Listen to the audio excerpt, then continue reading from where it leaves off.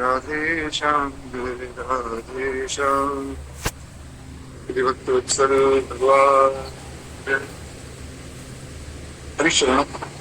तो कल की कथा हम लोग भगवान के 24 अवतारों में से श्री मत्स्य अवतार की कथा सुन रहे थे। आज इसी क्रम को आगे बढ़ाते हुए हम लोग भगवान के जो अन्य अवतार हैं उन पर समय अनुकूल चर्चा करें। एक बहुत सुंदर भाव जो श्री नाभा गोस्वामी जी ने दिया उसका पहले हम स्मरण करें, उसके बाद हम कथा में प्रवेश करें। बहुत सुंदर पद श्री नाभा गोस्वामी जी लिखते हैं। जय जय मीन बराह कमठ नर हरि बलि बाहुन परशुराम रघुवीर कृष्ण कीरति जगपाल बुद्ध कल की अरु व्यास पृथु हरि वंश मनोहर जके ऋषभ है ग्रीव ध्रुव गोवर्धन बद्रीपति दत्त कपिल देव कनकादिक करुणा कर 24 रूप लीलार चिर श्री अग्रदास पद 24 रूप लीलार चिर श्री अग्रदास पद। जय जय भीम वराह कमठ नर हरि बलि बाहुन। तो कुछ इस प्रकार जो 24 अवतारों का श्री नाभा गोस्वामी जी स्मरण करते हैं और उसमें जो प्रथम अवतार है मीन यानी कि मत्स्य अवतार, उस पर कल हमने विशेष रूप में विस्तार में चर्चा की, जिसमें हमने 3 कथाएं सुनी थी, जिसमें एक भागवत जी से और 2 पद्म पुराण से। आज जो अगला अवतार है वारा अवतार, आज वारा अवतार पर थोड़ी सी हम लोग चर्चा करेंगे। एक बार फिर से श्री वारा भगवान की जय। कहते हैं कि ब्रह्मा से सृष्टि क्रम प्रारंभ करने की आज्ञा पाए हुए स्वयंभू मनु पृथ्वी को प्रलय के एकांत वर्ण में डूबी हुई देखकर उनसे प्रार्थना करते हैं कि आप तो मेरे और मेरी प्रजा के रहने के लिए पृथ्वी के उद्धार का प्रयत्न करें। अब हुआ क्या कि महाराज, जैसा मैंने आपको कल भी बताया था कि जब भी प्रलय होता है तो प्रलय के बाद नई सृष्टि होती है, और जब वो नई सृष्टि होती है तो ब्रह्मा जी के कुछ मानस पुत्र जो है उत्पन्न होते हैं, जिसमें स्वयंभू मनु जो हम सबके पूर्वज मनु और शत्रुपा, ब्रह्मा जी के दाहिने भाग से मनु और वाम भाग से जो है शत्रुपा प्रकट होते हैं, और उनकी नासिका से महर्षि कर्दम प्रकट होते हैं। कुछ अन्य भी उनके मानस पुत्र हैं, जैसे सनकादिक भगवान है, नारद जी हैं, प्रजापति हैं। तो इत्यादि प्रकार से ब्रह्मा जी के शरीर से बहुत से जो है ऋषि महर्षि और प्रजापति आदि प्रकट होते हैं। मनुष्यों में केवल 2 ही मनुष्य प्रकट होते हैं सृष्टि के प्रारंभ में भी, स्वयंभू मनु और शत्रुपा, जिनकी हम सब संतानें, इसलिए हमें मानव कहा जाता है। तो मनु जी को ब्रह्मा जी ने आज्ञा दी।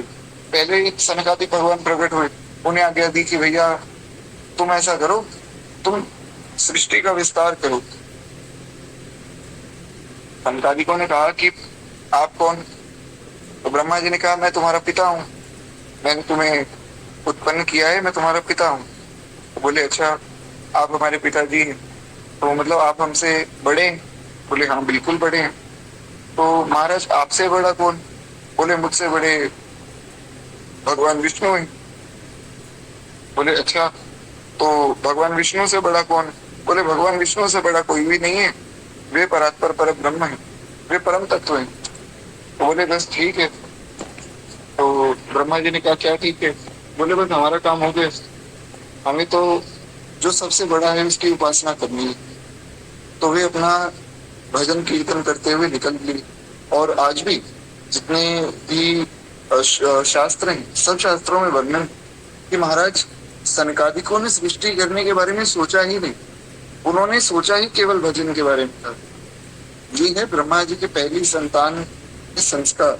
बहुत आवश्यक है ये बात, ये समझना कि ब्रह्मा जी तो ब्रह्मा जी हैं, ये तो देवता है, पर मनुष्यों की भी पहली संतान, मतलब मनुष्यों की जो संतान है, उसमें भी ऐसे संस्कार जन्मजात तभी आएंगे जब माता विशेष रूप से ध्यान रखेंगे। हमारे यहाँ महाराज माता की बहुत विशेषता कही गई।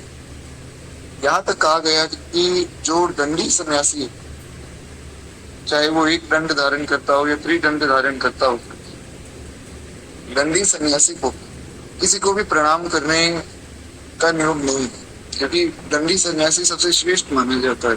तो चाहे अपने जन्मदाता पिता ही सामने आकर बैठ जाए, दंडी सन्यासी को उनको प्रणाम करने की कोई आवश्यकता नहीं, प्रणाम करना की बात उनकी तरफ देखने की भी आवश्यकता नहीं।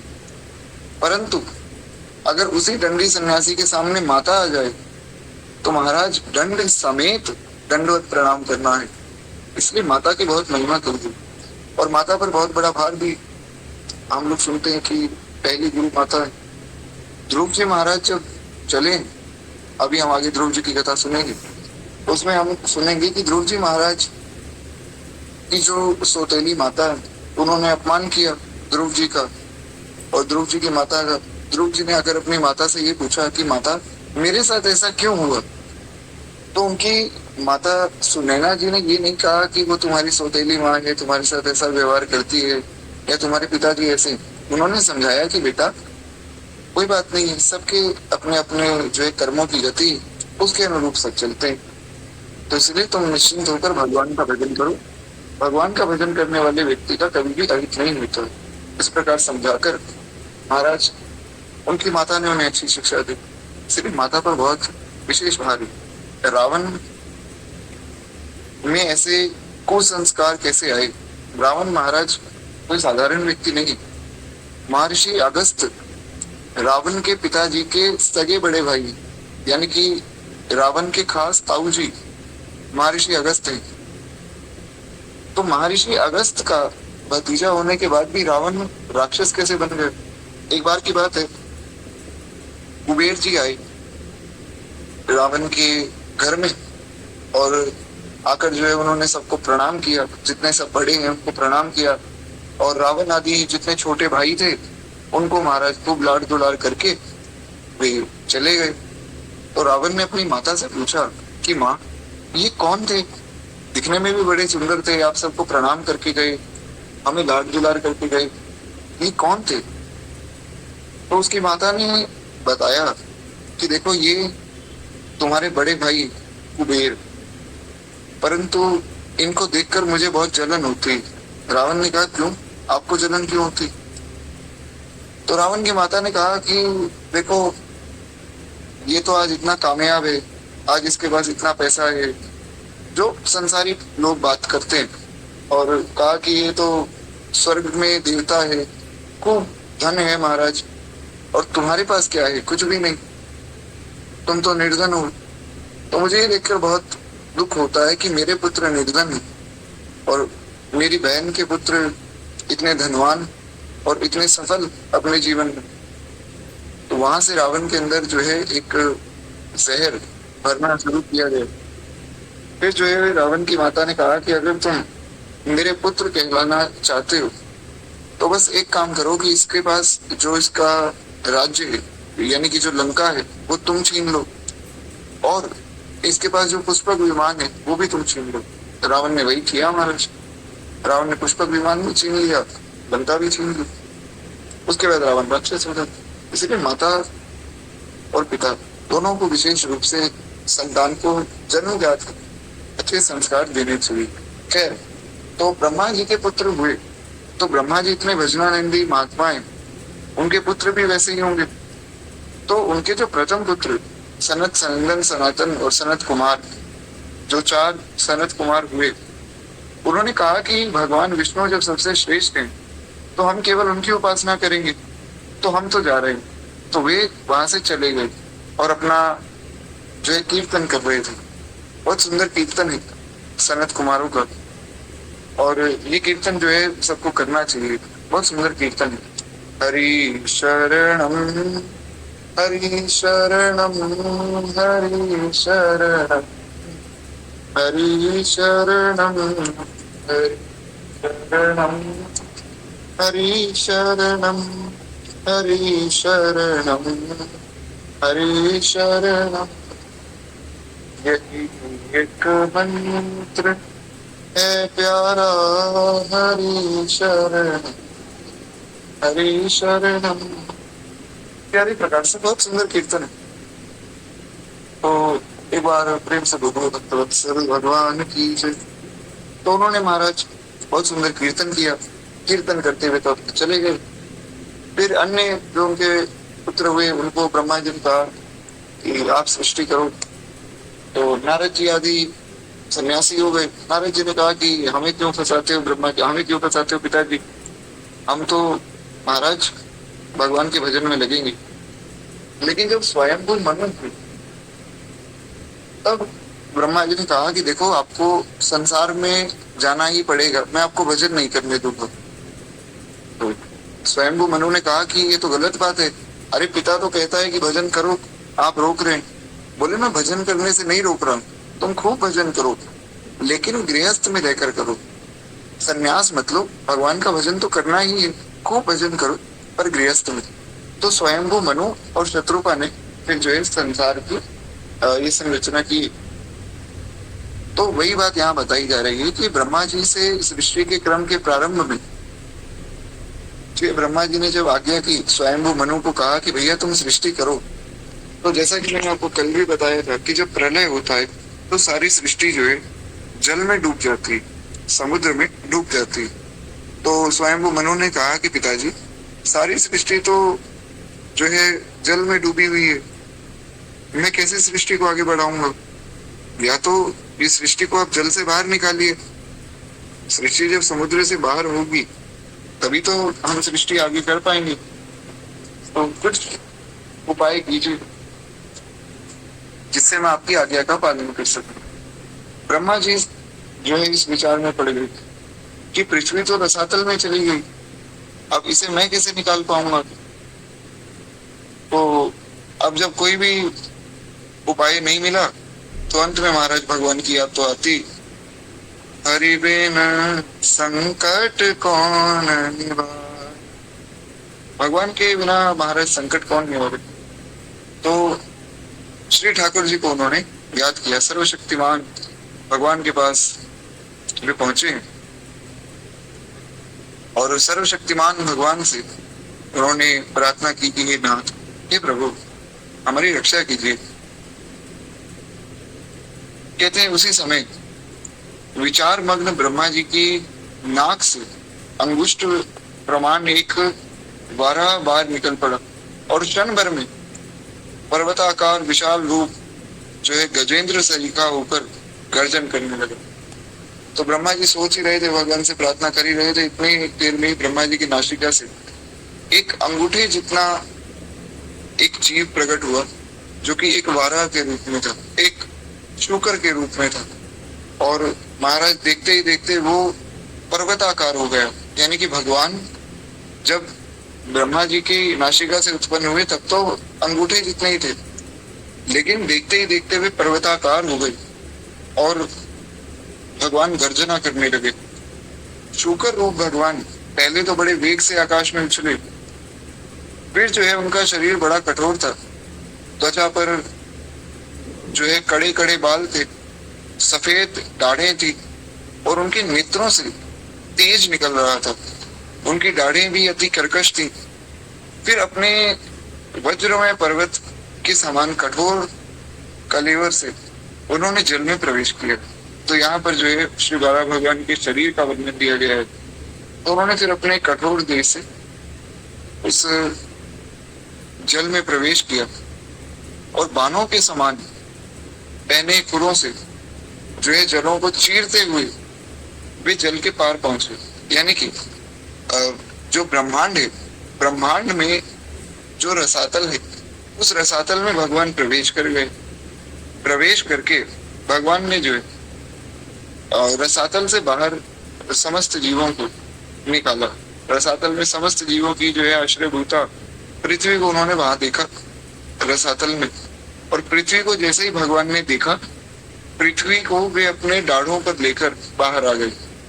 तो जो नरसिंह भगवान के सींग हैं, उन पे जो दांत है, क्षमा चाहूंगा, जो 12 भगवान के दांत हैं, वो 12 भगवान के दांत इतने मजबूत हैं कि वज्र के समान जो है उनमें सामर्थ्य थे। तो उन दांतों पर उन्होंने पृथ्वी को रखा और लेकर जो है वे बाहर आ गए। जल से बाहर निकलते समय उनके मार्ग में विघ्न डालने के लिए महापराक्रमी हिरण्याक्ष ने भी जल के भीतर ही उन पर गदा से प्रहार किया, आक्रमण कर दिया। भगवान ने उसे भी मार डाला। अब इस पर वैसे तो एक बड़ी सुंदर कथा है, तो थोड़ा सा मैं आपको वर्णन सुना देता हूँ।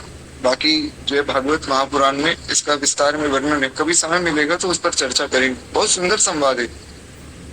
भगवान द्वारा और हिरण्याक्ष के बीच में जो संवाद हुआ ना, बड़ा सुंदर है, बड़ा हास्यप्रद है। क्योंकि हुआ क्या महाराज, अब थोड़ा सा देखिए, शास्त्रों की बात है, मैं अपने मन से कुछ भी नहीं कह रहा हूँ, तो थोड़ा गंभीरता से सुनिएगा। ऐसा भागवत जी में लिखा है, मैं अपने मन से कुछ भी नहीं बोल रहा हूँ। यहाँ नाभा गोस्वामी जी ने वर्णन नहीं किया, पर भागवत जी में है, तो वहां से आप पढ़ भी सकते हैं। हुआ क्या कि महाराज हिरण्याक्ष आया, हिरण्याक्ष ने प्रहार किया भगवान पर गदा से, और माता लक्ष्मी जो है वे वैकुंठ में बैठकर ये सारी लीला देख रही है। और ये सारी लीला वास्तव में इसीलिए हो रही है क्योंकि एक दिन जो है माता लक्ष्मी के मन में आया कि भगवान तो इतने कोमल है, कहीं कोई असुर जो है इनसे युद्ध करने आवे तो कहीं ऐसा ना हो कि असुर से ये हार जाएं। तो भगवान अपनी भुजाओं का बल दिखाना चाहते। ऐसा जो है संत आचार्य जो हमारे पहले के संत हुए, उन्होंने ऐसा वर्णन किया है। तो वे कहते हैं कि महाराज भगवान जो है अपनी भुजाओं का बल माता लक्ष्मी को दिखाना चाहते थे, तो इसलिए उन्होंने हिरण्याक्ष से लड़ाई की। तो हुआ क्या कि हिरण्याक्ष ने भगवान को गदा से मारा, भगवान गिर गए। माता लक्ष्मी को लगा कि देखो मैंने पहले ही कहा था, बड़े कोमल है, गिरना ही था। तो भगवान पहले थोड़ी मार खा रहे थे, वैसे ही एक बार इनको थोड़ा डर लगे, इनको लगे कि शायद मैं हार रहा हूँ माता लक्ष्मी को, और उसके बाद जो है फिर मैं एक बार में जीत जाऊंगा, ये प्रसन्न हो जाएंगी। तो उसने गदा से प्रहार किया और फिर उनमें बहस हुई, बड़ी सुंदर बहस हुई। उसने हिरण्याक्ष ने कहा कि तुम्हारे जैसे लाखों शूकर जो है यहाँ आते हैं और मैं उनको मार कर भगा देता हूँ, तुम मेरे सामने क्या हो? तो भगवान ने कहा कि तुम्हारे जैसे कुत्तों को ढूंढने के लिए मैं भी इधर उधर घूमता रहता हूँ, ऐसा भगवान ने कहा, मैं अपने मन से कुछ भी नहीं कह रहा हूँ। तो वहां पर जो है भगवान ने एक रूप में उसे अपशब्द कहा, पर क्यों ये समझना है, क्योंकि जो जैसा है उसको वैसे ही भाषा में जवाब दिया जाता है।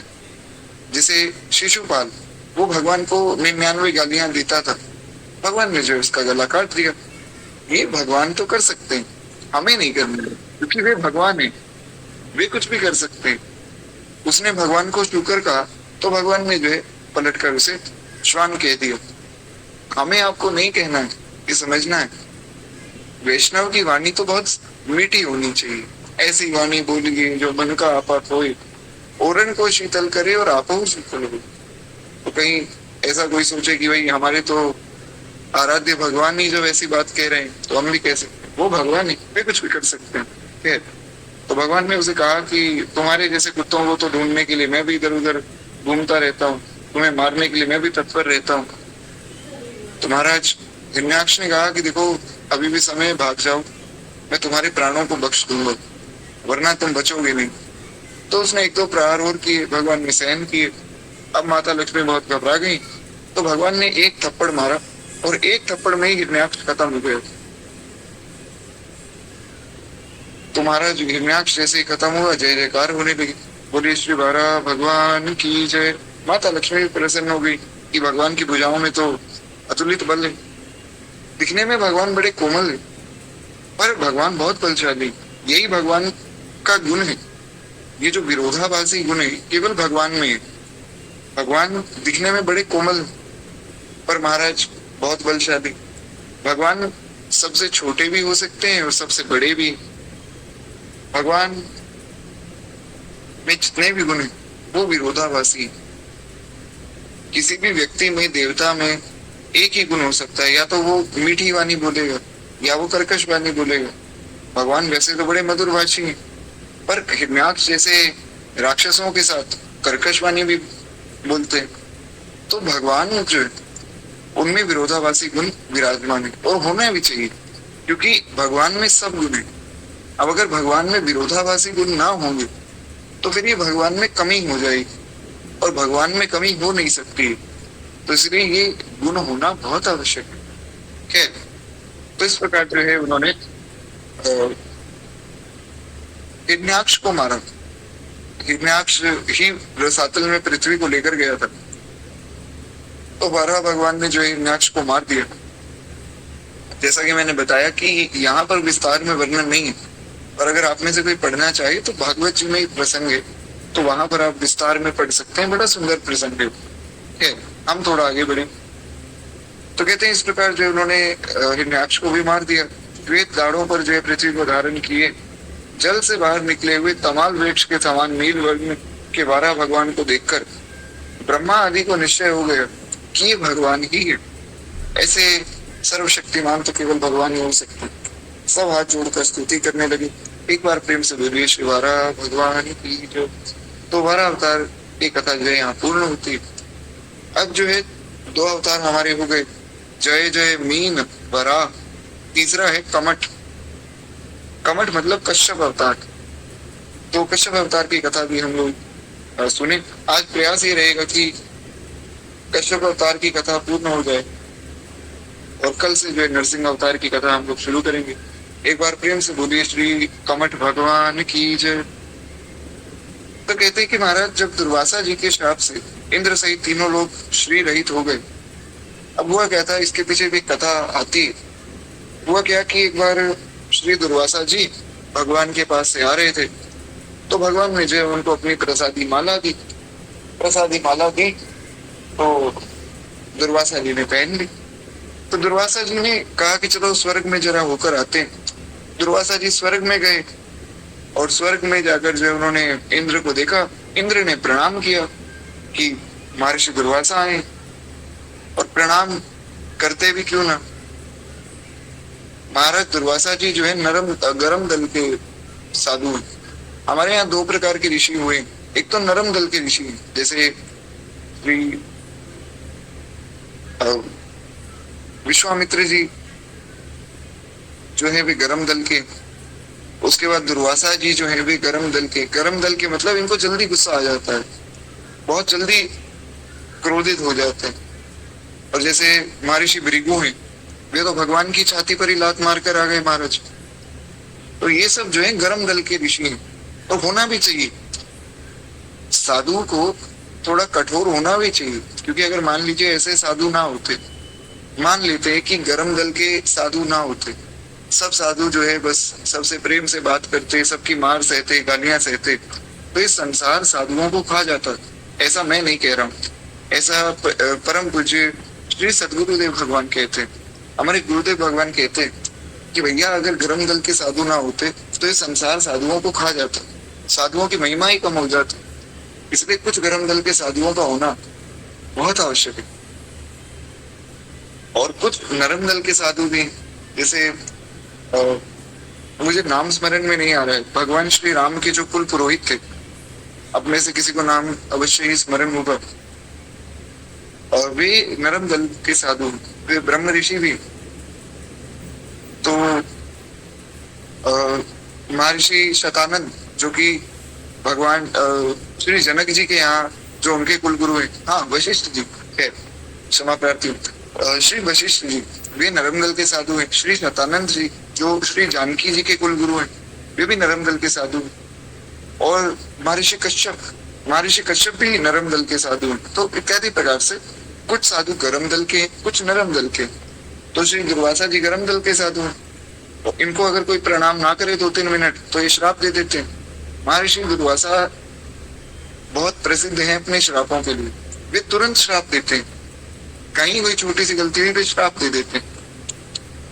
जैसे महर्षि गौतम ने श्राप दिया, अपनी पत्नी को श्राप दे दिया महाराज। तो दुर्वासा जी आए, इंद्र ने प्रणाम किया है। प्रणाम किया तो दुर्वासा जी प्रसन्न हो गए और खुश होकर जो है उन्होंने अपने गले से वो भगवान की माला उतारी, उतार कर इंद्र को पहना दी। इंद्रदेव से यहाँ गलती हो गई। इंद्रदेव ने क्या किया कि वो माला उतारी और उतार कर अपने हाथी को पहना दी। ये भगवान के प्रसाद का अपमान है। भगवान की प्रसादी माला को ऐसे ही नहीं रख देना चाहिए। लोग क्या करते हैं, माला ले आए, फिर जो है घर में लाकर कहीं भी पटक दी, रखते भी नहीं, माला फेंक देते हैं। और फिर वो माला इधर उधर जो है होकर वो या तो गंदी हो जाती है, मिट्टी लग जाती है, फिर जो है वो सबके चरणों में आती है। ये बहुत अपमान है। भगवान की माला भगवत स्वरूप है, हमें समझना है। शास्त्रों में यहाँ तक वर्णन है, आप नरसिंह पुराण पढ़िए। नरसिंह पुराण में यहाँ तक लिखा है कि जो भगवान नरसिंह की प्रसादी माला को लांग जाता है या भगवान के अन्य किसी भी स्वरूप की प्रसादी माला को केवल लांग जाता है अपने पांव से, वो व्यक्ति श्रीहीन हो जाता है। उस व्यक्ति की आयु खत्म हो जाती है, उसकी आयु कम हो जाती है।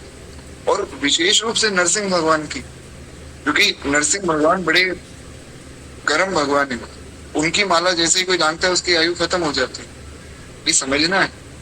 जैसे मैं आपको एक उदाहरण देता हूँ। अब मान लीजिए मेरा मन करे कि राधा रमन जी जो है उन्हें मैं एक बार अपनी अंक में भरकर एक बार श्री ठाकुर जी को अपने गले से लगा लो। श्री राधा वल्लभ जी, श्री बांके बिहारी लाल जी या श्री मदन मोहन जी, श्री गोविंद देव जी, जितने भी हमारे ब्रज के ठाकुर हैं, मैं किसी भी एक ठाकुर जी को जाकर एक बार जो है उनका आलिंगन कर लूं, कि मेरे लिए संभव नहीं है। क्यों? क्योंकि मंदिर की मर्यादा है। मंदिर में, गर्भगृह में मुझे प्रवेश क्यों मिलेगा महाराज? और मुझ जैसे पापी को तो मंदिर में भी प्रवेश नहीं मिलना चाहिए, तो गर्भगृह में तो क्यों ही मिलेगा। अच्छा, जो महंत जी हैं, जो मुख्य सेवा में विराजमान है, चाहे राधा वल्लभ जी की सेवा में हो, चाहे राधा रमन जी की सेवा में हो, या अन्य श्री ठाकुर जी की सेवा में विराजमान हो, क्या वे भगवान को गले लगा सकते? वे भी नहीं लगा सकते, क्योंकि मर्यादा है। सेवा पूजा की मर्यादा है। सब भक्त दर्शन कर रहे हैं और पंडित जी जाकर जो है भगवान का आलिंगन कर रहे हैं, ये मर्यादा नहीं। तो यहाँ पर हमें एक बात समझ आई कि अगर आपके मन में खूब भाव है कि हम भगवान का आलिंगन कर लें, आप नहीं कर सकते।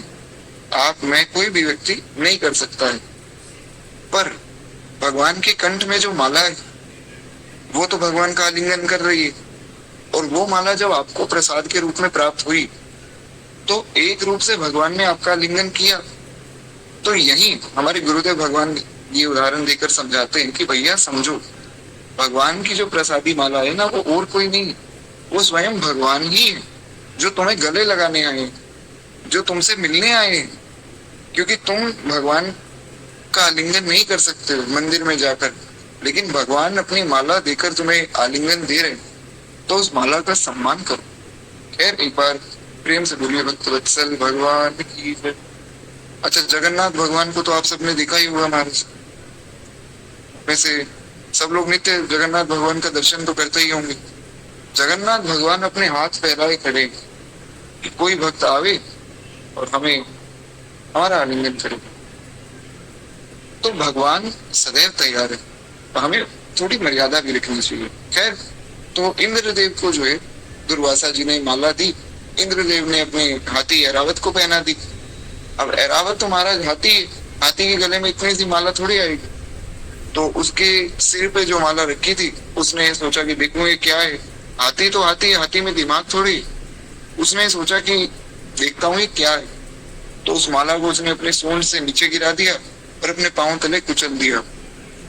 अब तो महाराज जैसे दुर्वासा जी ने देखा कि भगवान की प्रसादी माला को इस इंद्र ने अपने हाथी के पांव तले कुचलवा दिया, उन्होंने कुछ सुना ही नहीं, तुरंत श्राप दे दिया कि जा इंद्र, मैं श्राप देता हूँ, जिस पद का तुझे अभिमान है ना, ये पद तुझसे छीन जाएगा, तो श्रीहीन हो जाएगा, तो क्या सारा संसार श्रीहीन हो जाएगा। अब तो महाराज बड़ी कठिन समस्या हो गई। उन्होंने सारे संसार को श्राप दे दिया कि सारे संसार से श्री खत्म हो जाए, श्री मतलब लक्ष्मी जी संसार से दूर चली जाओ। अब एक बात ये समझनी है, लक्ष्मी जी का अर्थ ये नहीं कि केवल पैसा, लक्ष्मी का अर्थ है समृद्धि। पैसे के देवता तो कुबेर हैं, माँ भगवती पराम्बा श्री लक्ष्मी माता तो समृद्धि की देवी, वे समृद्धि प्रदान करती। श्री किशोरी जी केवल धन नहीं देती, उसके साथ धन को व्यय करने की समझ भी देते और स्वभाव भी हमारा अच्छा बनाते हैं। इसीलिए तो हम मानद गायत्री का जप करते हैं, जनक सुता जग जननी जानकी अतिशय प्रिय परिधान निधान की, ताके जुग पग कमल मनाऊं जासु कृपा निर्मल मति पाऊं। तो इस प्रकार जो है श्री किशोरी जी सुख समृद्धि सब प्रदान करते हैं। अब जब वे ही चली गई तो संसार से धन तो गया ही गया, समृद्धि भी चली गई और शांति भी चली गई, सब बड़े परेशान हो गए। तो वही बात यहाँ पर जो है बताई जा रही है।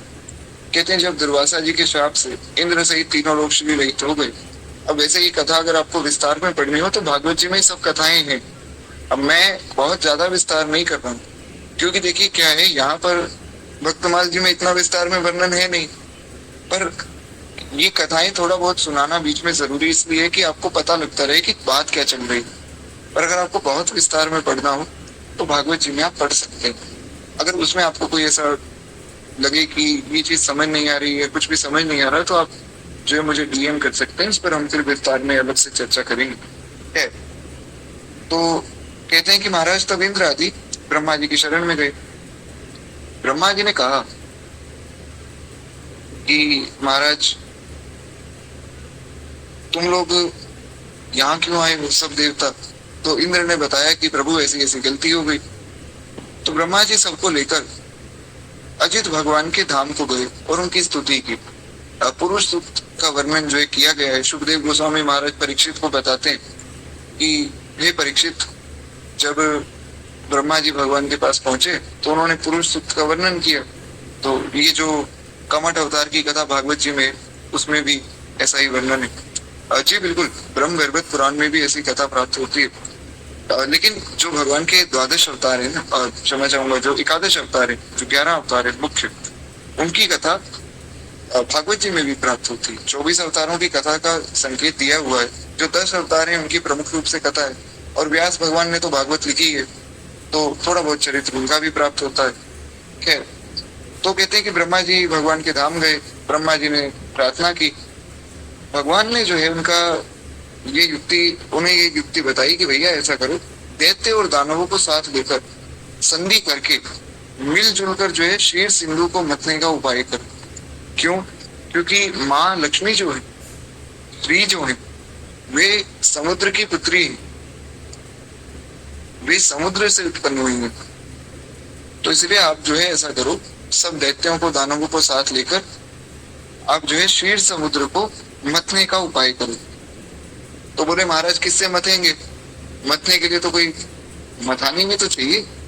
तो बोले ऐसा करो, मंदराचल पर्वत को मथानी बना लो। बोले चलो ठीक है, मथानी तो मिल गई, रस्सी भी तो होनी चाहिए मथने के लिए।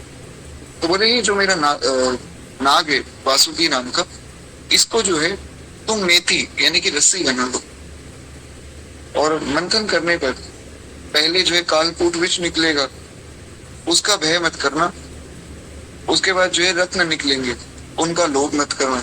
दोनों ही बातें देखिए, पहले विष निकलेगा, उसका भय नहीं करना है, विष से डरना नहीं। और उसके बाद जो है रत्न निकलेंगे, उनका लोभ नहीं करना है, लालच में मत पड़ जाना, क्योंकि अगर रत्नों के लालच में पड़ गए तो श्री नहीं आएंगी। तो महाराज अंत में जो है अमृत निकलेगा, और उसे मैं युक्ति से तुम लोगों को पिला दूंगा। देवताओं ने जाकर जो है दैत्यराज बलि महाराज से संधि कर ली। अब एक भाव ये रहता है कि भाई भगवान ने भेदभाव क्यों किया, राक्षसों को भी अमृत पिला देते। पहली बात तो अमृत यहाँ पर ये समझना है कि अमृत केवल उनकी शक्ति बढ़ाने के लिए था। अमृत का मतलब ये नहीं कि वो अमर हो गए, अमर कोई भी नहीं। अमर तो महाराज ब्रह्मा जी भी नहीं। तो क्योंकि अनंत कोटि ब्रह्मांड की सृष्टि भगवान करते हैं, फिर जो है वो प्रलय में सब खत्म हो जाता है और महाप्रलय आता है, ब्रह्मा जी भी खत्म हो जाते हैं। तो ये समझना है कि कोई भी अमर नहीं हो सकता है। अमर केवल श्री ठाकुर जी, केवल भगवान ऐसे हैं जो सच्चिदानंद स्वरूप है। बाकी जो जीव है, जो मनुष्य है, वो भी भगवान का ही अंश है, तो वो भी अमर है। हमारी जो जीव आत्मा है, इसलिए भगवान ने कहा ना कि नैनन छिन्दन्ति शस्त्राणि नैनन दहति पावका न चैनन क्लेदन्ति आपो न शुष्यति मारुता।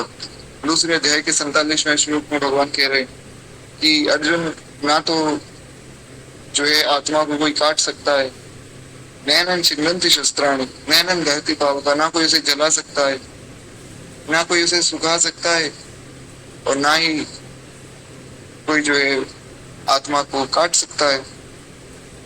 तो आत्मा तो अमर है क्योंकि भगवान का अंश है। तो या तो भगवान या उनका अंश रूप जीव, केवल दो ही अमर है, बाकी सारा संसार नष्ट होने वाला है। तो खैर, पहली बात तो अमृत वैसा अमृत नहीं है जो आप सोच रहे हैं। दूसरी बात, देवताओं की अगर शक्ति भगवान बढ़ा देते तो अच्छा है, देवता तो सबका हित करेंगे महाराज। असुरों की शक्ति बढ़ा देंगे तो असुर सबका अहित करेंगे। इसलिए जो असुर है उनकी बात भगवान ने यहाँ नहीं की। भगवान ने कहा मैं तुम्हें पिला दूंगा अमृत। तो देवता गए, जाकर बलि महाराज से प्रार्थना की। बलि महाराज भगवान के भक्त थे, तो बलि महाराज मान गए। उन्होंने कहा ठीक है भैया। तो अब देवता और दैत्य मंदराचल को उखाड़ कर ले चले, परंतु थक गए। अब इतना भारी मंदराचल पर्वत है, सब उसको उठाकर लेकर चल तो पड़े, पर थक गए। तो उसी समय जो भगवान आए, भगवान ने उसे उठाकर गरुड़ पर रख दिया और गरुड़ जी पर रखकर सिंधु तट पर भगवान पहुंच गए। गरुड़ जी तो गरुड़ जी भगवान के परम प्रिय है श्री गरुड़ जी महाराज। तो गरुड़ जी ने तुरंत उस मंदराचल को अपनी पीठ पर रखा और भगवान जो है तुरंत गरुड़ जी के साथ मंदराचल को लेकर सिंधु के तट पर पहुंच गए। वासुकी अमृत के लोभ से नेति बने। वासुकी ने सोचा कि महाराज अमृत निकलेगा तो मुझे भी थोड़ा मिल जाएगा, क्योंकि मैं भी देवताओं की श्रेणी में आता हूँ। तो वासुकी जो है, वासुकी मतलब जो भगवान शिव के गले में जो नाग है ना, उन्हें वासुकी कहा जाता है। तो वे एक देवता भी और भगवान शिव के गले में भी विराजमान। तो कहते हैं कि महाराज उन्हें ये अमृत का लोभ था कि मैं भी अमृत पी लूंगा, तो वे नेति बन गए। और जब समुद्र मंथन में होने लगा तब बड़े बड़े देवता असुरों के पकड़े रहने पर भी अपने भार की अधिकता और नीचे कोई आधार ना होने के कारण मंदराचल समुद्र में डूबने से लगा। अब हुआ क्या कि इतने बड़े बड़े देवता हैं, सब देते हैं, सब मंदराचल को जो है देवता अपनी तरफ खींच रहे हैं, देते अपनी तरफ खींच रहे हैं, मत रहे हैं। पर दिक्कत ये है कि समुद्र तो नीचे से खाली है, समुद्र में कोई जगह थोड़ी है कुछ, समुद्र तो गहरा है। और उस समुद्र में मंदराचल तो नीचे की तरफ डूबने लगा। तो उस समय मंदराचल को डूबने से बचाने के लिए कहते हैं इस प्रकार अपना सब करा कराया मिट्टी में मिलता देखकर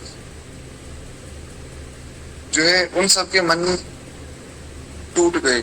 मन टूट गए मतलब मन में जो अरमान थे कि मंदराचल से हम मथेंगे, फिर जो है मथने के बाद अमृत निकलेगा, उसे पिएंगे, फिर श्री आएंगी, श्री से हम प्रार्थना करेंगे, हम क्षमा मांगेंगे। लेकिन सब जो है सपने धरे के धरे रह गए, क्योंकि मंदराचल तो जल में डूबने लग गया।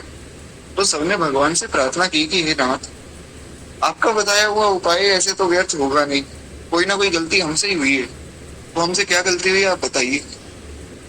तब भगवान ने कहा कि देखो भैया, ऐसा है कि तुमने विघ्नराज का स्मरण तो किया नहीं, श्री गणेश जी महाराज का स्मरण तो तुमने किया नहीं, और तुम सोच रहे हो कि हम अपना काम अच्छे से कर लें, संभव ही नहीं। गणेश जी का स्मरण बहुत जरूरी है। इसीलिए हमारे यहाँ जो भी पूजा होती है किसी भी प्रकार की, चाहे कोई वैष्णव ही क्यों ना हो, वैष्णव को श्री गणेश जी का स्मरण करना चाहिए। बड़ा सुंदर एक भाव श्री गोस्वामी जी ने विनय पत्रिका के पहले ही पद में दिया है और वो विश्व प्रसिद्ध है। सारे विश्व में यही भाव गाया जाता है, गाइए गणपति जगबंदन, गाइए गणपति जगवंदन, शंकर सुवन भवानी नंदन, शंकर सुवन भवानी नंदन।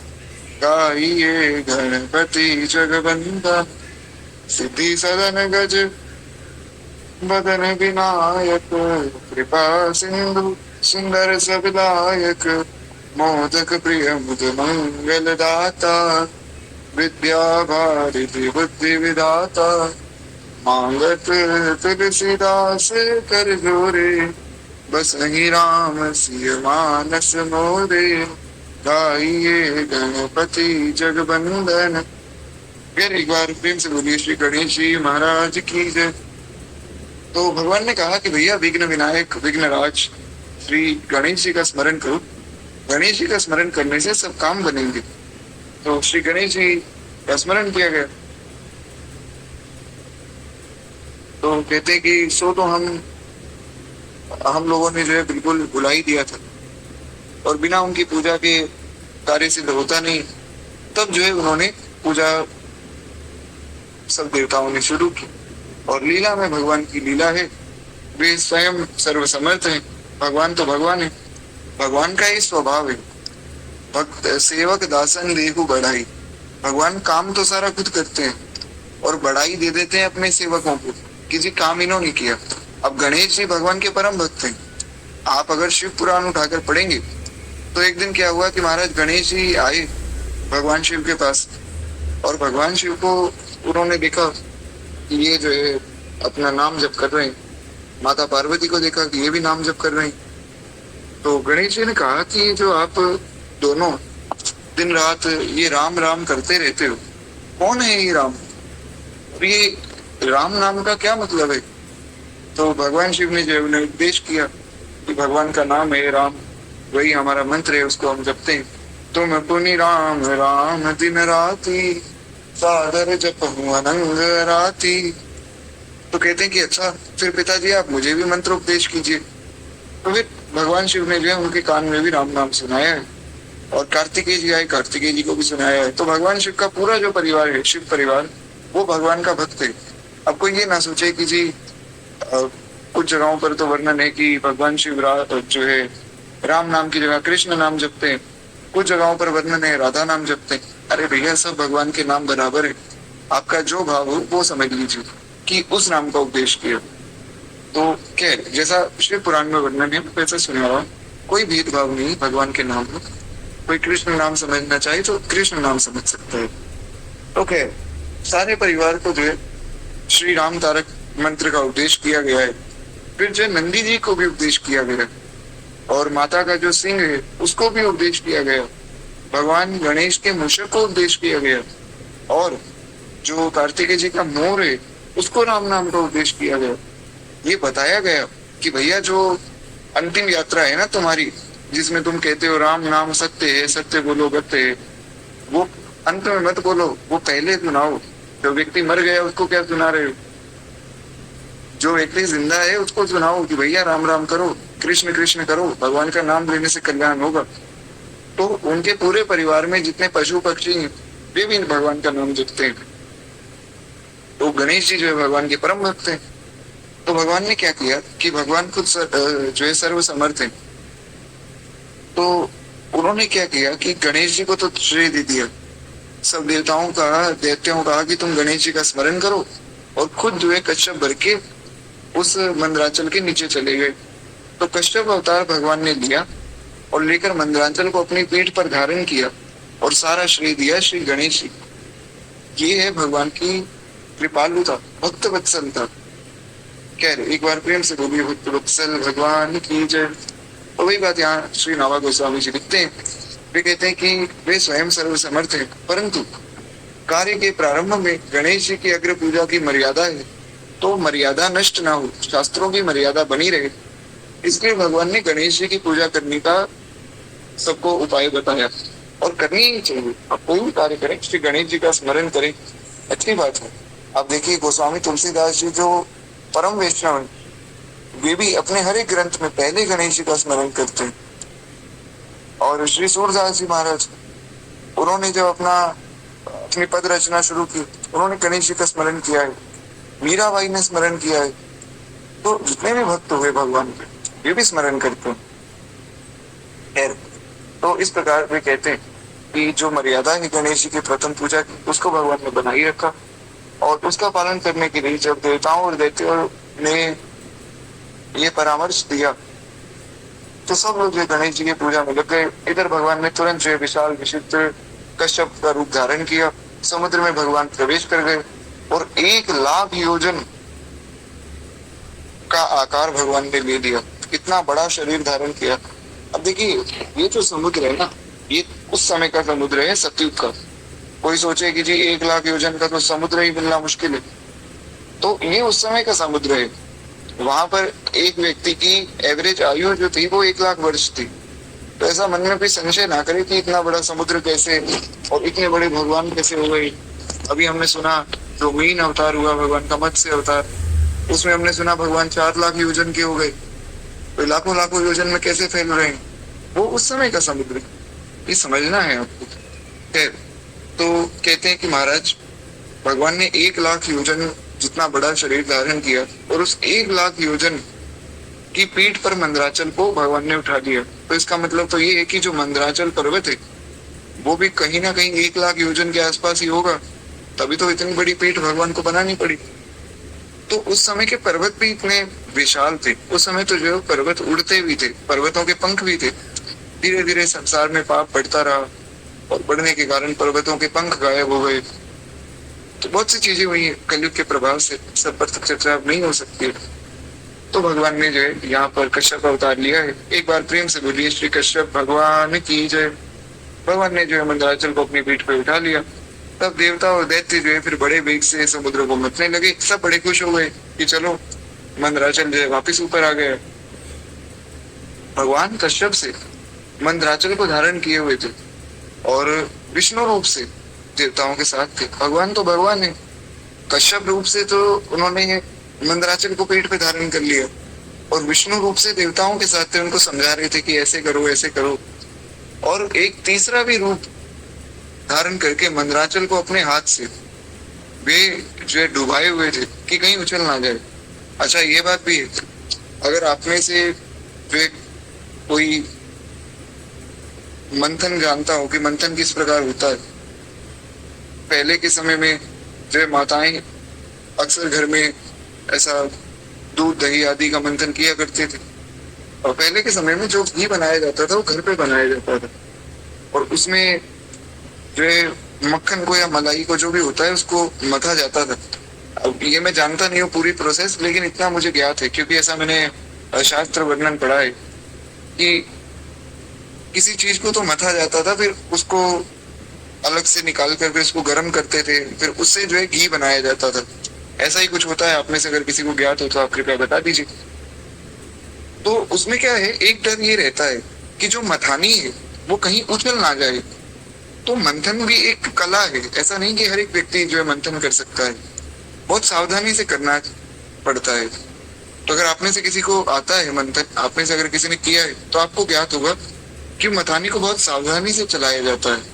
तो भगवान ने एक रूप से तो जो है उसे धारण किया। जी, तो जैसा कि सब माताओं ने बताया कि दही को मथा जाता है, तो दही को मथकर फिर आगे घी बनाया जाता है, इस प्रकार। तो खैर, ऐसा जो है मंथन का एक प्रोसेस रहता है। तो वैसे यहाँ पर अब समुद्र का मंथन हो रहा है जैसे वहां दही का होता है, तो प्रोसेस तो सेम है। तो भगवान ने सोचा कि भाई नीचे से तो मैंने इसको सपोर्ट दे दिया, नीचे से तो मंदराचल को अपनी पीठ पे धारण कर लिया, और विष्णु रूप से जो है मैं इन्हें उपदेश भी कर रहा हूँ कि ऐसे ऐसे जो है आप मंथन करो। पर अगर कहीं मंदराचल पर्वत उछल गया तो ये सब देवता और दैत्य डूब कर मर जाएंगे। तो भगवान ने एक रूप से जो है मंदराचल के ऊपर अपना अंगुष्ठ रख दिया कि कहीं उछल ना जाए। तो इस प्रकार जो है ये मंथन की सब क्रिया चालू हुई, और मथते मथते बहुत देर हो गई परंतु अमृत तो निकला नहीं। तो उन्होंने भगवान से प्रार्थना की कि प्रभु अब हमारी सहायता कीजिए। तो भगवान ने सहस्त्र बाहु होकर स्वयं ही दोनों ओर से मंथन आरंभ कर दिया। यहाँ पे देखिए एक बड़ा सुंदर संकेत है। जितने लोग यहाँ ध्यान से कथा सुन रहे हैं, कृपया एक बार प्रेम से बोलिए भक्तवत्सल भगवान की जय। बहुत सुंदर संकेत है, बहुत सावधानी से समझना है। मंदराचल पर्वत लाने का विचार किसका? भगवान का। ये सारा उपाय किसने बताया? भगवान ने। मंदराचल पर्वत लाया कौन?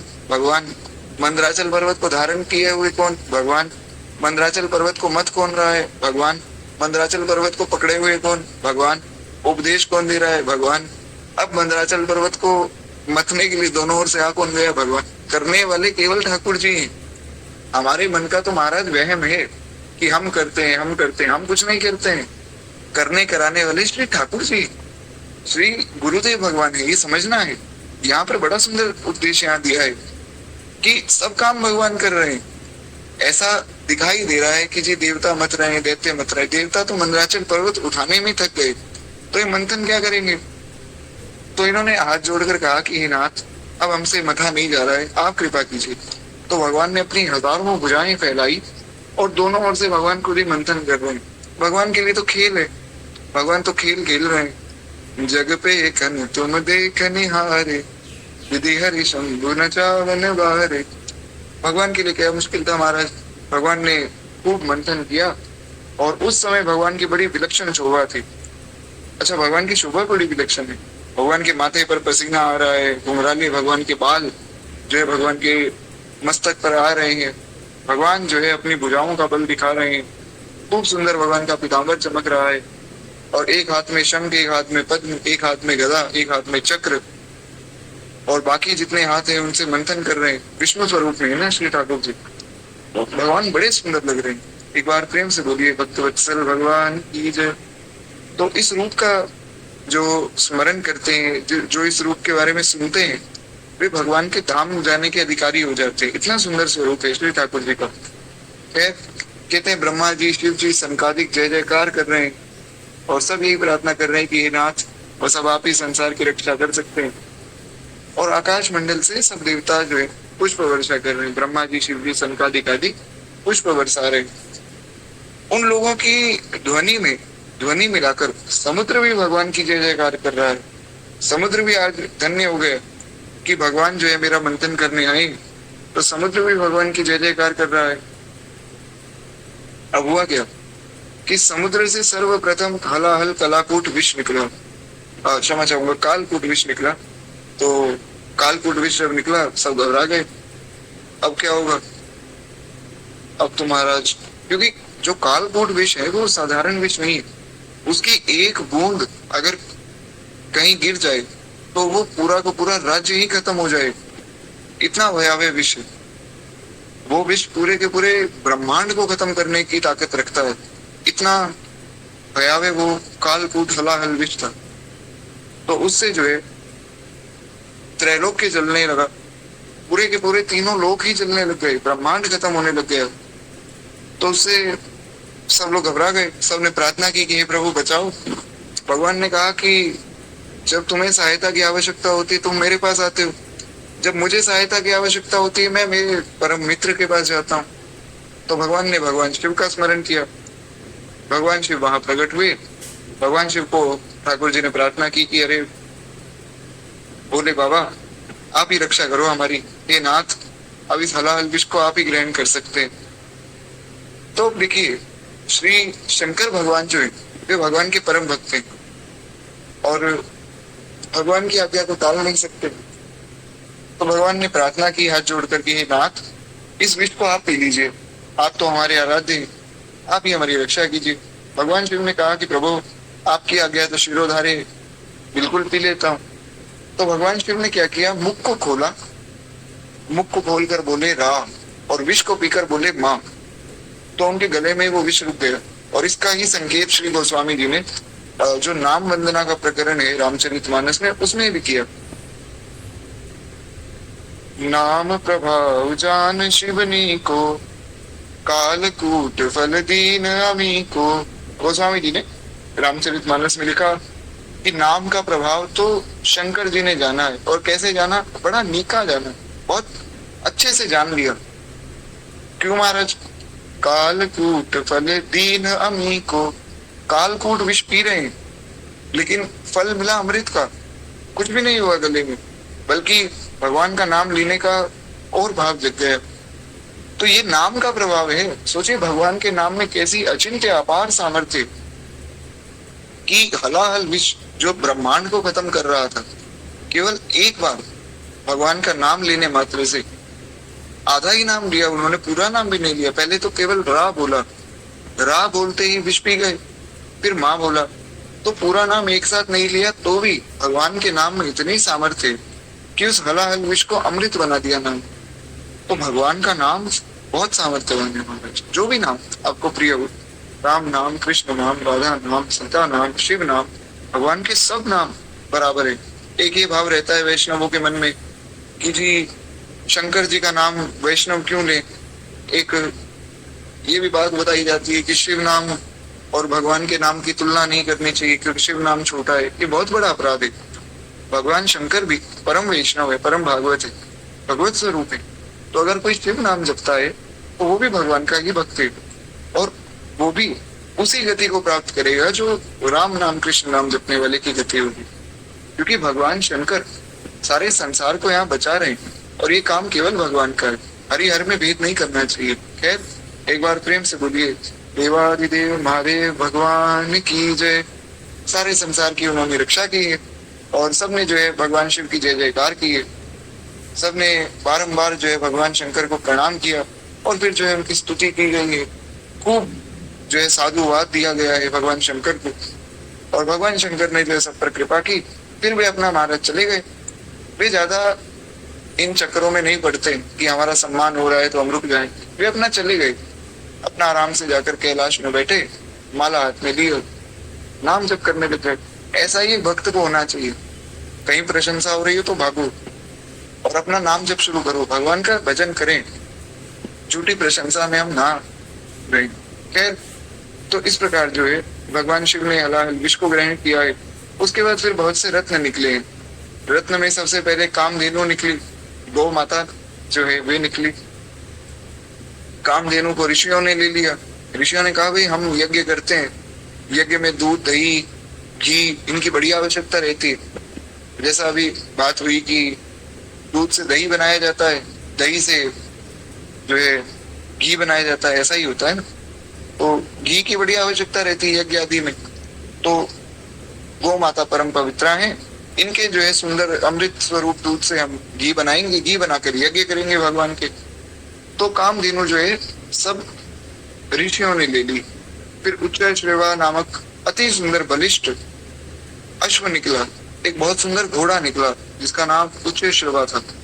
तो उच्च श्रेवा जो है वो दैत्यों ने ले लिया। दैत्यों ने कहा भाई हमने इतना काम किया है, हमें भी कुछ दो। तो बोले चलो एक घोड़ा तुम रख लो। फिर ऐरावत हाथी निकला। इंद्रदेव ने कहा कि हाथी तो मेरे मन को बड़ा भा गया, तो इसको मैं ले लूंगा, मैं देवताओं का राजा हूँ, ये मुझे दे दो। वो इंद्र ने ले लिया। फिर कौस्तुभ मणि निकली। अब महाराज सब लोग भागे। ये वैसे तो बड़ी प्यारी लीला है, यहाँ ज्यादा विस्तार नहीं किया गया है, पर भागवत जी में विस्तार है। हुआ क्या कि महाराज कौस्तुभ मणि निकली, सबने कहा कि हम ले लें, हम ले लें। भगवान वहां आए। भगवान ने कहा कि भैया ऐसा है, ये मंदराचल कौन उठाकर लाया? बोले प्रभु आप लाए। मंदराचल को धारण किसने किया? प्रभु आपने ही किया है। पकड़ा किसने? आपने। उपदेश किसने किया? आपने। मंदराचल को मत कौन रहा था? प्रभु आप ही मत रहे थे। तो जब सारा काम मैंने किया तो एक कौस्तुभ मणि तुम क्यों रखोगे भैया? कौस्तुभ मणि मैं रखूंगा। सब देवताओं ने कहा कि प्रभु ठीक है, देते तो देते हैं, अब राक्षस बुद्धि है, वो बेचारे क्या करें। तो उन्होंने कहा कि देखा, अच्छी अच्छी चीजें तो ये भगवान खुद रख लेते हैं। ऐसा संसारी में बहुत से लोग ऐसा करते हैं कि देखो भगवान ने कौस्तुभ मणि तो खुद रख ली। अरे भैया, कौस्तुभ मणि धारण करने की सामर्थ्य केवल भगवान में है। कौस्तुभ मणि हर व्यक्ति धारण थोड़ी कर सकता है। और मान लीजिए कि भगवान की कृपा से कौस्तुभ मणि देवता ले लेते, चलिए दैत्य नहीं लेते, हम मानते देवताओं ने ले ली, तो देवताओं में युद्ध होता, आपस में लड़ मर के खत्म हो जाते। कौस्तुभ मणि मुझे चाहिए, मुझे चाहिए। इसीलिए पहले के समय में जो घर के बड़े बुजुर्ग लोग थे, वे जो है बहुत ज्यादा जमीन का व्यय भी नहीं करते। ये बहुत पहले की बात है। अब तो जो है पिछले 100-150 सालों में तो महाराज खूब जमीनें ली गई लोगों द्वारा। जो बहुत पहले के लोग थे वे ज्यादा व्यय नहीं करते थे। क्यों? क्योंकि उनके मन में रहता था कि हमारी जो संतानें हैं बाद में लड़ेंगी। जो दास के शरीर के दादाजी हैं, उनके जो दादाजी थे वे वैद्य थे। तो एक बार कोई अंग्रेज जो है हमारे घर के सामने से निकला और उनके पेट में बहुत दर्द था महाराज। खूब दवाइयां ली, पेट ठीक ही नहीं हुआ। तो किसी ने बताया कि यहाँ पर जो है एक वैद्य रहते हैं, इनसे एक बार आप दवाई लेकर देख लो। इतनी दवाइयां ले ही लिए तो आप यहाँ इनसे दवाई ले लो। तो वे जो है हमारे दादाजी के पास आए, उनको कहा कि आप कोई दवाई दो। उन्होंने महाराज अपनी कोई आयुर्वेदिक दवाई दी। वो अंग्रेज जो है रातों रात ठीक हो गया। अगले दिन उसने बुलाया और कहा कि देखिए ऐसा है कि मेरे पास एक घोड़ा है, उस घोड़े को मैं जहां तक ये घोड़ा दौड़ेगा मैं दौड़ाऊंगा, और जहां तक घोड़ा दौड़ेगा सारी जमीन आपकी। तो हमारे जो दादाजी थे उन्होंने कहा कि नहीं भैया, हमें इतना कोई लालच नहीं है, आपको अगर कुछ करना है तो एक गली जो है मेरे नाम कर दो। तो जिस गली में हम लोग रहते हैं ये गली उनके नाम हो गई। आज भी इस गली का नाम बैजनाथ स्ट्रीट है। तो हम लोगों ने ये प्रश्न किया जब हमें ये बात बताई गई हमारे बड़ों के द्वारा, दादाजी आदि के द्वारा, तो हमने पूछा सब बच्चों ने कि भाई जमीन तो ले लेनी चाहिए थी, जब कोई घोड़ा भगा रहा था तो भगाया क्यों नहीं?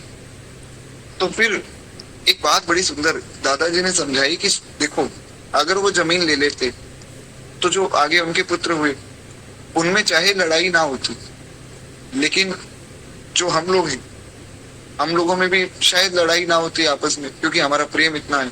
आजकल के जो बालक हैं उनमें इतना प्रेम नहीं है। वो लोग आपस में लड़ते लड़ते तो एक दूसरे को ही वैरी बन जाते। तो इसलिए ऐसा ना हो, इसलिए उन्होंने जमीन ही नहीं ली। वो भगवान जाने क्यों नहीं ली, पर कहने का आशय ये कि पहले के लोगों में इतना लालच नहीं था। तो जो बड़े लोग थे बड़ी समझदारी से काम करते थे।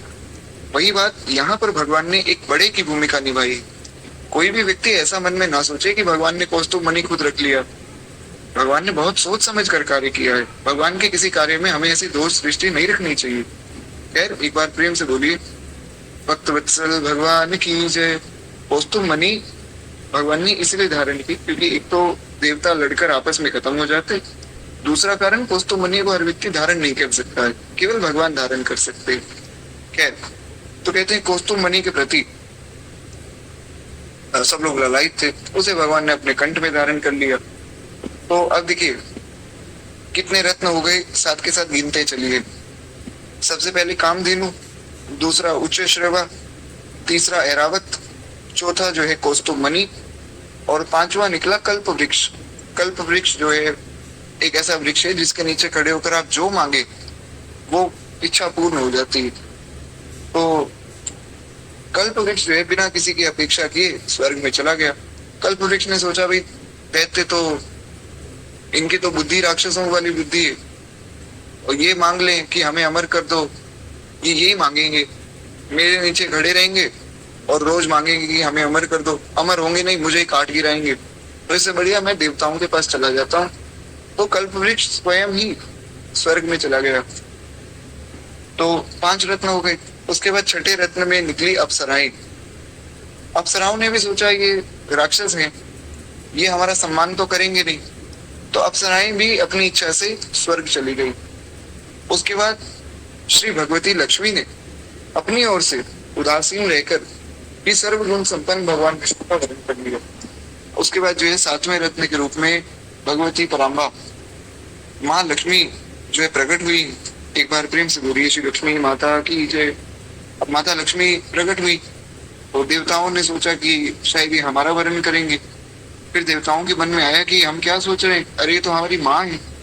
देवताओं ने मन ही मन क्षमा मांगी। दैत्य तो दैत्य हैं, वे कहाँ क्षमा मांगने वाले, वे बोले लक्ष्मी माता हमारा वर्णन कर ले, अच्छा है। लक्ष्मी माता ने किसी की ओर देखा ही नहीं, सामने भगवान बैठे थे, भगवान को माला पहनाई, वे भगवान के साथ चली गई। उनका पुनः विवाह हो गया। तो महाराज 7वें रत्न के रूप में माँ भगवती लक्ष्मी प्रकट हुई। उसके बाद 8वां जो रत्न प्रकट हुआ है वे वारुणी देवी प्रकट हुई। वारुणी देवी को जो है दैत्य बड़े चाव से ले गए। दैत्यों ने कहा भाई एक ही चीज मिली, अभी तक घोड़ा ही दिया है, और भी कोई तो वारुणी देवी को दैत्य ले गए। उसके बाद जो है 9वें रत्न के रूप में धनुष प्रकट हुआ। धनुष किसी से उठा ही नहीं, सब देवता सब दैत्य एक साथ आकर मिल गए महाराज, धनुष को हिला ही नहीं पाया कोई। तो भगवान ने कहा भैया ऐसा है, तुमसे तो एक धनुष नहीं उठ रहा है, अभी तो बहुत से धनुष आगे आने वाले जो तुमसे नहीं उठ पाएंगे, धनुष उठाना हमारा ही काम है, तो ये हम पर छोड़ दो। तो धनुष भगवान ने धारण कर लिया और महाराज धनुष को धारण करके फिर जो है चंद्रमा प्रकट हुआ। चंद्रमा को अनंत आकाश में विचरने के लिए भगवान ने छोड़ दिया। देवता सोच रहे थे कि हमें मिल जाएगा और दैत्य सोच रहे थे चंद्रमा को हम खा जाएं, शायद कोई फल है। तो भगवान ने समझाया कि ये फल नहीं है, ये चंद्रमा है, ये सृष्टि के संतुलन को बनाए रखने के लिए जरूरी है, तो इसको छोड़ दो। तो भगवान ने उसे आकाश में छोड़ दिया। तो 10 रत्न हो गए। उसके बाद जो है 11वें रत्न के रूप में अमृत कलश हाथ में लिए हुए प्रकट हुए धन्वंतरी महाराज। धन्वंतरी भगवान स्वयं ही भगवान है। भगवान देखिए, भगवान ने यहाँ कितने रूप लिए। पहला रूप विष्णु स्वरूप में आए भगवान अपने असली स्वरूप में। दूसरा अवतार उन्होंने कश्यप अवतार लिया। तीसरा अवतार वो लिया जिससे उन्होंने जो है मंदराचल को उछलने से बचाया। चौथे रूप में अब धन्वंतरी भगवान के रूप में भी श्री ठाकुर जी आएंगे। तो धन्वंतरी भगवान के रूप में अमृत कलश हाथ में लिए हुए भगवान आए। इस प्रकार 11 रत्न निकले और दैत्यों ने जो है उनसे अमृत कलश छीन लिया और देवता उदास हो गए। और देवताओं ने सोचा कि चलो इन दैत्यों से लड़ाई करके ले लें। दैत्य बोले कि अगर तुम में हिम्मत हो तो लड़ लो, देख लेते हैं कौन जीतेगा। फिर जो जीतेगा अमृत कलश वो ले लेगा। देवता डर गए। देवता डर के भगवान के पास गए। भगवान ने कहा कोई बात नहीं, तुम निश्चिंत रहो, मैंने वचन दिया था कि अमृत मैं तुम्हें पिलाऊंगा और मेरा वचन मिथ्या तो होता नहीं। मैंने जो कह दिया सो वो तो होकर रहे। रामो द्विर्ना विभाषित। वाल्मीकि रामायण में भगवान माता कैकेयी को बताते हैं कि माँ रामो द्विर्ना विभाषित, राम 2 बार नहीं बोलता है। राम जो बोलता है बहुत सोच समझकर एक ही बार बोलता है और जो बोलता है वो होता है, क्योंकि भगवान सत्य स्वरूप है। तो भगवान ने मोहिनी रूप धारण किया है। मोहिनी रूप धारण करके जो है दैत्यों को भगवान ने मोहित कर लिया। मोहित करके अमृत कलश जो है उनसे लेकर अमृत देवताओं को पिला दिया। देवताओं की पंक्ति में राहु नामक दैत्य आकर बैठ गए। क्योंकि अब देखिए दैत्य जो होते हैं उनकी स्वाभाविक प्रकृति है काम क्रोध और लोभ। आजकल के मनुष्य भी दैत्य बनते जा रहे हैं। देवता जो है हालांकि काम क्रोध और लोभ के वश में देवता भी, पर इनको भगवान ने समझा दिया था तो ये समझ गए। दैत्यों को कितना ही कोई समझा ले कि भैया ये गलत है गलत है, ये नहीं मानते। जैसे रावण को समझाया श्री विभीषण जी ने कि काम क्रोध और लोभ सब नाथ नरक के पंथ। इसीलिए मैं आपको यही उपाय बता रहा हूं कि भैया उसको भजो, भजिए जही संत। ये पूरा दोहा मुझे याद नहीं आ रहा है, बड़ा सुंदर दोहा है, आएगा तो मैं आपको सुनाऊंगा। तो उसमें श्री विभीषण जी क्या कह रहे हैं कि भैया ये काम क्रोध और लोभ सब जो है नरक के पंथ है, इसलिए मेरी बात आप मानिए और आप जो है जानकी जी को वापस लौटा दीजिए। रावण नहीं माना और हुआ क्या, अंत में रावण का विनाश हुआ। तो देवताओं को समझाने का अर्थ है दैत्यों को कोई नहीं समझा सकता। हाँ, दोहा मुझे याद आ गया, काम क्रोध और लोभ सब नाथ नरक के पंथ। ये नाथ मतलब विभीषण जी ने समझाया कि हे भैया काम क्रोध ये सब, काम क्रोध और लोभ ये 3 जो है नरक के द्वार है। सब परिहरि रघुवीर ही भजहु भजई जेहि संत। तो इन सबको छोड़कर श्री रघुवीर का भजन करो, श्री भगवान का भजन करो जिनको संत भजते हैं। और रावण ने क्या जवाब दिया, रावण ने लात मार दी। तो इसलिए दैत्य जो है वे काम क्रोध आदि के वश में, इस कारण से वे मोहित हो गए भगवान के स्वरूप पे। पर राहु मोहित नहीं हुआ। राहु को पता लग गया ये भगवान की चाल है। तो महाराज राहु जो है आकर देवताओं की पंक्ति में खड़ा हो गया और वेश बदलकर देवता बन गया। उसे अमृत पिलाया ही जा रहा था कि चंद्रमा और सूर्य ने बता दिया कि हमारे बीच में देवता नहीं है तो कोई राक्षस है। तुरंत भगवान ने चक्र से उसका गला काट दिया। अच्छा, एक प्रश्न आया था कि जब भगवान सर्वशक्तिमान है, सर्वव्यापी है, सर्वांतर्यामी है, इतने इतने विशेषण आप बताते हो, तो फिर भगवान को क्या ये पता नहीं लगा कि वो राहु था? तो इसका उत्तर है कि भगवान को पता तो लगा था, पर सृष्टि के क्रम में राहु की आवश्यकता थी, तो इसलिए महाराज राहु को भगवान ने अमृत पिला दिया। वरना ऐसा संभव है कि भगवान को कोई धोखा देकर अमृत पिले? तो इसलिए ये समझना है कि भगवान ने ऐसा गलती नहीं है, भगवान से गलती नहीं होती। जहां भगवान आ गया नाम, वहां गलती का कोई भी ऐसा संशय मन में ना करे। यहाँ सृष्टि के क्रम को चलाने के लिए भगवान ने ये लीला की है। तो महाराज राहु का जो है भगवान ने गला काटा, लेकिन अमृत तब तक वो पी चुका था, तो धड़ से अलग तो उसका गला हो गया, तो सिर कटने पे वो मरा नहीं। इसलिए जो है भगवान ने उसे ग्रहों में स्थान दिया। तो जो सिर था उसका नाम तो राहु जी था, और जो शरीर था उसका नाम रखा गया केतु। तो राहु केतु ये लोगों के ग्रह दशा भी बिगाड़ते हैं। ऐसा सुनने में आता है कि जी राहु की दशा चल रही है, आप ऐसा करो कि इतना सोना दान कर दो, इतना नहीं कर सकते तो ऐसा करो लोहे की कोई अंगूठी हाथ में पहन लो। तो ये लोहे की अंगूठी से और सोना दान करने से कोई राहु की दशा से नहीं बचता है। हाँ, कोई भगवान का भक्त है तो अलग बात है, क्योंकि उसकी रक्षा तो स्वयं हनुमान जी करते हैं। राहु हनुमान जी से डरता है, पर जो भगवान का भक्त नहीं है उसकी रक्षा कोई नहीं कर सकता इन ग्रहों से। तो ये जो दशा है ये तो आएगी। भगवान के भक्त को निश्चिंत हो जाना चाहिए, क्योंकि जो शरणागत है पूर्ण रूप से उन पर ऐसी कोई दशा नहीं आती। खैर, तो कहते हैं कि इसलिए जो है उसे ग्रहों में स्थान दिया गया। राहु अब भी सूर्य चंद्रमा से बदला लेता रहता है। राक्षस है, राक्षसी बुद्धि थोड़ी जाएगी। तो राहु ने सोचा कि इन दोनों ने मुझे फंसाया था, इनसे मैं बदला लूंगा। तो उनके जो पर्व है अमावस्या और पूर्णिमा, उन पर वो आक्रमण करता है। ग्रहण लगता है जो, तो ग्रहण क्या है, वो राहु आता है एक बार और कभी सूर्य को खा लिया, कभी चंद्रमा को खा लिया, चंद्र ग्रहण लग गया, सूर्य ग्रहण लग गया। तो इस प्रकार जो ग्रहण लगता रहता है।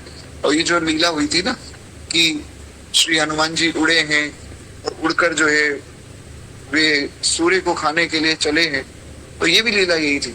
बाल समेर विभक्ष लियो तब तीनों लोक भयो अंधियारो। ये लीला भी ऐसी ही थी। हुआ क्या कि श्री हनुमान जी महाराज 6 दिन के थे, क्षमा चाहूंगा 6 घंटे के थे। अभी उन्हें पैदा हुए केवल 6 घंटे हुए थे। तो उन्होंने सोचा भाई भूख लग रही है, क्या करें। तो उन्होंने देखा कि आसमान में एक बढ़िया गोल गोल एक आम चमक रहा है, तो बोले चलो ये आम खा लेता हूँ। तो उन्होंने छलांग लगाई। हनुमान जी तो हनुमान जी है, पहुंच गए। और राहु बेचारा ग्रहण लगाने के लिए आ रहा था। तो राहु ने जो है प्रार्थना की इंद्रदेव से कि ये छोटा सा बालक कौन उड़ता हुआ आ रहा है सूर्य के पास, मुझे ग्रहण लगाना था, इसे हटाओ। तो हनुमान जी ने उसे एक थप्पड़ मारा, राहु कहीं दूर जाकर गिरा महाराज। तो राहु तब से हनुमान जी से डरता है। और हनुमान जी जो है सूर्य देव को निगलने ही वाले थे कि इंद्रदेव ने वज्र चला दिया। अच्छा, वज्र तो चलाया, वज्र चलाया 6 घंटे के छोटे से बालक पर। इंद्र ने वज्र का प्रहार किया है, जो वज्र बड़े बड़े विशालकाय दैत्यों के शरीर को काट देता था। हनुमान जी को कुछ हुआ ही नहीं, उनकी ठोड़ी पे हल्का सा वो वज्र का निशान पड़ा और वो वज्र टूट कर गिर गया। इंद्र कांपने लग गए कि महाराज जिनसे वज्र टूट गया, कहीं जैसे राहु को थप्पड़ मारा है, एक आधा थप्पड़ मुझे मार दिया तो मेरी तो कुर्सी गई। तो इंद्र भाग गए। सूर्य देव ने जो है फिर भगवान से प्रार्थना की है और पवन देव आए हैं। फिर तो आगे की लीला आप सब जानते ही। तो उसमें भी राहु बेचारा ग्रहण लगाने आ रहा था, तो श्री हनुमान जी ने रक्षा की। इसलिए जो भगवान का भक्त है उसकी रक्षा श्री हनुमान जी ही करते हैं। सूर्य नारायण तो साक्षात नारायण ही है। क्या एक बार प्रेम से बोलिए श्री हनुमान जी महाराज की जय। तो इस प्रकार जो है ये अपना बदला लेता रहता है। और देवताओं ने अमृत पी लिया, भगवान ने सबको आश्रय दिया। अतः अब की बार जो है संग्राम में देवता विजय हुए और देवता बारंबार भगवान की जय जयकार करने लगे। एक बार प्रेम से बोलिए श्री कश्यप भगवान की जय। तो इस प्रकार जो है हमने भगवान के 3 अवतारों का स्मरण किया है। जय जय मीन वराह कमठ। अब कल जो होगा नरहरि, नरहरि यानी कि नरसिंह अवतार। नरसिंह अवतार बहुत सुंदर भगवान का अवतार है। और इसकी कथा जो है सब अवश्य ही सुननी चाहिए, और भगवान के भक्तों को तो विशेष रूप से सुननी चाहिए, क्योंकि नरसिंह भगवान सबकी रक्षा करते हैं महाराज। तो नरसिंह भगवान की कथा फिर हम लोग कल सुनेंगे। आज वाणी को ही विश्राम देते हुए केवल 2 मिनट प्रेम से हम लोग मानस जी की आरती करें और क्षमा चाहूंगा भक्तमाल जी की आरती करें। क्या है कि मानस जी की कथा 2.5 साल से चल रही, तो वो आदत हो गई, क्षमा प्रार्थी। और केवल 2 मिनट प्रेम से भक्तमाल जी की आरती करें, उसके बाद हम लोग वाणी को विश्राम देंगे। किसी का कोई प्रश्न हो तो जैसा कि मैंने आपको बताया, इंस्टाग्राम पे या व्हाट्सएप पे आप मैसेज कर सकते हैं। तो एक बार प्रेम से बोलिए भक्त वत्सल भगवान की जय। इस धन्य नाभा भारत की आरती आरत रहे, इस धन्य नाभा भारत की आरती आरत रहे। ये भक्त भगवत की कथा सब विश्व का मंगल करे,